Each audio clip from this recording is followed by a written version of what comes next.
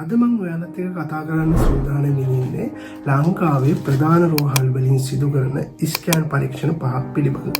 ඉතින් ඔයාලට මේ වීඩියෝ එක පුරාවටම ඒ ස්කෑන් වර්ග 5 පිළිබඳව කරුණු රාශියක් දැනගන්න පුළුවන් වෙයි. ඒ වගේම රජයේ රෝහලකට අමතරව පෞද්ගලික ආයතනයකින් අපි මේ පරීක්ෂාවන් කරනවා නම් මිල ගණන් කොහොමද?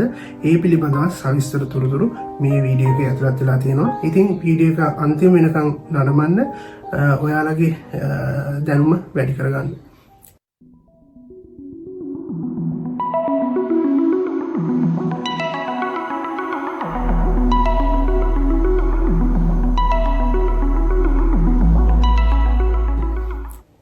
ඉතින් අපි මුලින්ම කතා කරමු X-ray පරීක්ෂණය ගැන. මේක ඉතාම සරල පරීක්ෂණයක් ලංකාවේ සුලභව සිදු කරන රෝහල් තුර. ඉතින් මේ බොහෝ දෙනෙක් සමාජයේ මේ X-ray පරීක්ෂණය ගැන දැනුවත් බොහෝ දෙනෙක් මුහුණ දීලා ඇති. ඉතින් අපි බලමු මේ X-ray පරීක්ෂණය සිදු කරන්නේ කොහොමද කියලා. මේකෙදි වෙන්නේ විකිරණ යම් අඩු ප්‍රමාණයක් ශරීරය හරහා යවලා ශරීරයේ අභ්‍යන්තර තත්ත්වයන් පිළිබඳ අදහසක් ලබා ගැනීම සමයි මේ X-ray වලින් සිදු කරන්නේ. X-ray වලදී අපිට දෙන රූප සටහන ද්විමාන රූප සටහනක්, ඒ කියන්නේ 2D රූප සටහනක්. එමගින් අපිට යම් යම් තත්ත්වයන් පැහැදිලි කරගන්න පුළුවන්. උදාහරණයක් වශයෙන් අස්ථි සම්බන්ධ ප්‍රශ්න, කියන්නේ කැඩීම්, බිඳීම්, පිපිරීම් වගේ තත්ත්වයන් ගැන අදහසක් ලබා ගන්නත් පුළුවන්. ඒ වගේම ආතරයිටිස් වැනි තත්ත්වයන් අඳුර ගන්නත් පුළුවන්. ඒ වගේම පෙනහළු ආසාද, උදාහරණයක් නියුමෝනියාව, ක්ෂය රෝගය, මේ වගේ තත්ත්වයන් ගැන අදහසක් අපිට ලබා ගන්න පුළුවන්. ඒ වගේම දත් සම්බන්ධ ප්‍රශ්න, දත් කුහර ගැන අදහසක් ලබා ගන්නත් මේ X-ray සුලභව භාවිතා කරනවා. ඉතින් මේ X-ray වලදී අපිට අවදානමක් තියෙනවද? ඇත්තටම මේ X-ray වලින් අපිට අවදානම ඉතාමත් අඩුයි. මොකද අපි භාවිතා කරන්නේ ඉතාමත් සුළු විකිරණ, එහෙම නැත්නම් රේඩියේෂන් ප්‍රමාණයක්. ඒ හින්දා අපිට තියෙන අවදානම ඉතාමත් අඩුයි සහ වේදනාවකින් තොරව මේ පරීක්ෂණය සිදු කරන්න පුළුවන්.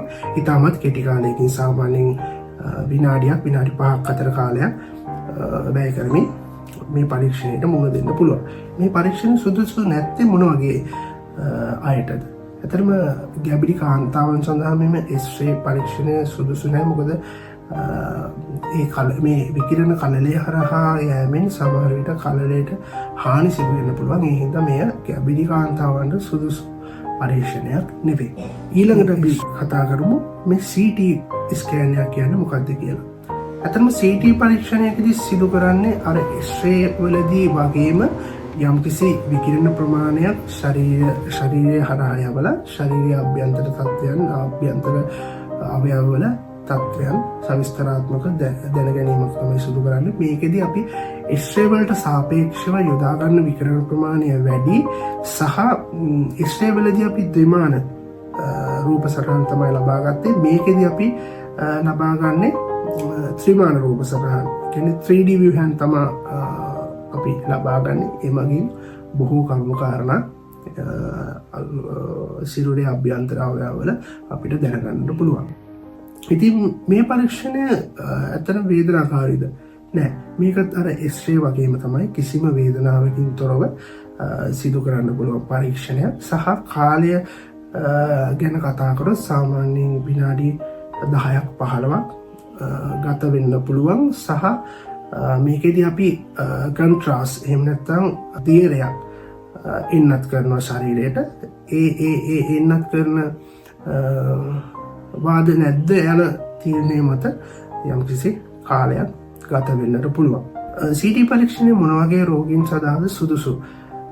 එකක් ඇක්සිඩන්ට් එකකදී හරි, ට්‍රෝමා එකකදී හරි ශරීරයේ අභ්‍යන්තර රුධිර වහනයක් සිදු වෙලා තියෙනවද කියලා දැනගන්නට පුළුවන් මේ CT පරීක්ෂණයේදී. ඒ වගේම ටියුමර්ස්, ඒ කියන්නේ මොළයේ ගෙඩි, පිළිකා වගේ තත්ත්වයන් පිළිබඳ මේ CT පරීක්ෂණයකින් අදහසක් ලබා ගන්න පුළුවන්. සහ පිළිකාවල මොන අවධියේද තියෙන්නේ, මොන තරම් දුරට මේක පැතිරලා තියෙනවද වගේ කරුණු සාමාන්‍යයෙන් අපිට මේ CT පරීක්ෂණයකින් දැනගන්නට පුළුවන්. ඒ වගේම සමහර පෙනහළු ආසාදන තත්ත්වයන් පිළිබඳ වැඩිදුරටත් තොරතුරු මේ CT පරීක්ෂණ වලින් දැනගන්නට පුළුවන්. ඒ වගේම අපි එක්ස්රේ වලදී අස්ථිවල ලබා ගන්නට නොහැකි යම් කරුණු මේ CT පරීක්ෂණයකින් අපිට දැනගන්නට පුළුවන්. ඉතින් මේ සඳහා සාමාන්‍ය විනාඩි 10ක් 20ක් වගේ ගත වෙනවා. මොකද ඒක තීරණය වෙන්නේ අපි ගන්න CT එක මොකක්ද කියන එක මත. මේකදී අපි කන්ට්‍රාස්ට් එහෙම නැත්නම් අපි දියරයක් යම්කිසි ද්‍රාවණයක් ඉන්ජෙක්ට් කරනවා එහෙම නැත්නම් එන්නත් කරනවා ශරීරයේ නහරවලට. ඒ මගින් අපිට පුළුවන් ශරීරයේ අභ්‍යන්තර ව්‍යුහයන් වල පාටකවල සවිස්තර තොරතුරු දැනගන්න. දැන් අපි කතා කරමු MRI පරීක්ෂණයක් පිළිබඳව. එහෙම නැත්නම් MRI ස්කෑන් එකක් පිළිබඳව ඉතාමත් සරලව. මේකෙදී අපි සාමාන්‍යයෙන් අර X-ray වලදී පාවිච්චි කරා වගේ CT වලදී පාවිච්චි කරා වගේ විකිරණ කිසිවක් පාවිච්චි කරන්නේ නැහැ. ඔබගේ සිරුර ප්‍රබල චුම්බක ශේෂ්ත්‍රයක් කරා යැවීමෙන් එමගින් රූප සටහන් ලබා ගැනීමක් තමයි සිදු කරන්නේ. ඉතින් මේ පරීක්ෂණය සාමාන්‍ය ගැබිණි මව්වරුන්ටත් නිර්දේශ කර හැකි පරීක්ෂණයක්. මේකෙදී අපිට මොළයේ සහ සුසුම්නාවේ සංකීර්ණ රෝගී තත්ත්වයන් පිළිබඳ අධ්‍යයනයක් කරන්න පුළුවන්. ඒ වගේම අවයවවල මෘදු පටකවල සහ සංදිවල ඒ කියන්නේ CT ස්කෑන් එකකින් අපිට දැනගන්නට නොහැකි සංකීර්ණ තොරතුරු මෙම MRI පරීක්ෂණය මගින් ලබා ගන්නට පුළුවන්.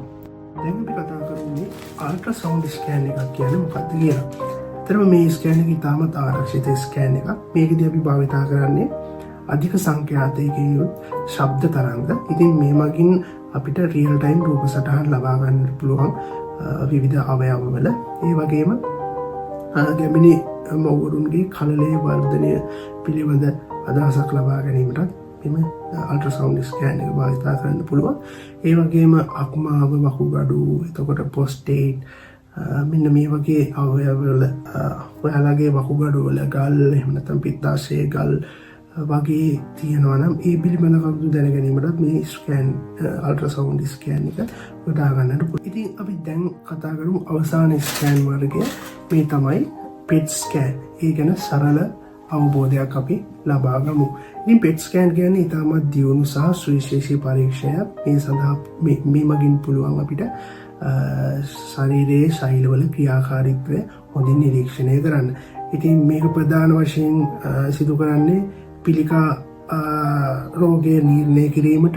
ඒ වගේම පිළිකා කොතරම් ප්‍රමාණයකට පැතිරී තියෙනවද, ඒ වගේම පිළිකාවක් සැදුන පුද්ගලයෙකුට අපි කීමොතෙරපි එහෙම නැත්නම් පිළිකානාශක ඖෂධ දුන්නට පස්සේ කොපමණ ප්‍රමාණයක් මේ පිළිකා සෛල විනාශ වෙලා තියෙනවද යන්න කරුණු දැන ගැනීම සඳහා මේ PET ස්කෑන් එක භාවිතා කරන්න පුළුවන්.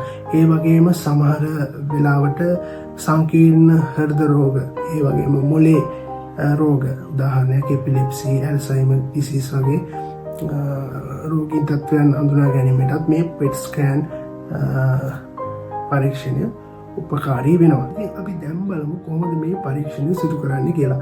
මේකදී අපි සිදු කරන්නේ විකිරණශීලී ද්‍රව්‍ය අඩංගු ග්ලූකෝස් මේදියරයක් එන්නත් ඒ කියන්නේ නහර හරහා අපි ශරීරයට එන්නත් කරනවා. ඒ එන්නත් කළා පැයක් පමණ ප්‍රමාණයක් අපි රෝගියව තියලා ඊට පස්සේ තමයි මේ පරීක්ෂණය සිදු කරන්නට පටන් ගන්නෙ. මේකදී සිදු වෙන්නේ ඇත්තටම පිළිකා සෛල ඉක්මනින් විභේදනය වෙමින් වර්ධනය වෙන සෛල. ඉතින් ඒ හින්දා ග්ලූකෝස්මය ද්‍රාවණය ඉක්මනින් පරිභෝජනයට අරගෙන ඒකේ තියෙන විකිරණශීලී ද්‍රව්‍ය මගින් ආලෝකයක් නිකුත් කරනවා. ඒ මගින් අපිට පිළිකා සෛල අඳුර ගන්න පුළුවන්. කොයිතරම් දුරට පැතිරලා තියෙනවද කියලා අඳුර ගන්නට පුළුවන්. ඒ වගේම පිළිකා නාශක ඖෂධ දුන්නට පස්සේ ඒ කොයිතරම් දුරට පිළිකාව එහෙම නැත්නම් පිළිකාව කොයිතරම් දුරට අඩු වෙලා තියෙනවද කියලා නිර්ණය කරගන්නට පුළුවන්. ඉතින් සාමාන්‍යයෙන් මේක අනිත් පරීක්ෂණ වලට වඩා